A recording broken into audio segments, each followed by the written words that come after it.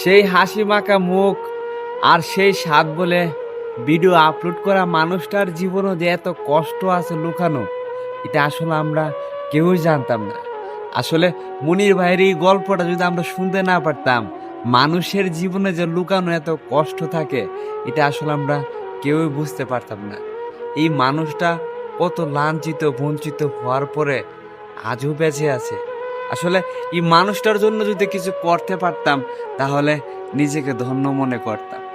একজন মানুষ এতটা কষ্ট নিয়ে বেঁচে আছে এই পৃথিবীতে বেঁচে থাকার স্বাদটা অনুভব করার জন্য। অনেকেই তো অনেকভাবে মোবাইলের মধ্যে সময় দেন, তবে আপনাদের কাছে একটা অনুরোধ রইল, এই মানুষটার পাশে একটু মাত্র প্রত্যেক দিন 2 থেকে 5 মিনিট সময় দেয়া এই মানুষটার পাশে একটু দাঁড়াইবেন। তাহলে ওনার জীবনের চাকাটা ঘুরতে খুব বেশি একটা সময় লাগবে না। ওনার ইউটিউব চ্যানেল আছে, ফেসবুক পেজ আছে। ওই মানুষটার গল্পটা শুনা কান্না করে নাই এমন খুব কম মানুষ পাইবেন আপনি। কিবরিয়া স্যারের সেই চ্যানেলের ভিডিওটা দেখা আসলে আমরা সবাই একদম স্তব্ধ হয়ে গেছি। ওই মানুষটার পাশে 2 মিনিট অন্তত পক্ষে ফেসবুকে ইউটিউবে অনেক সময় দেন।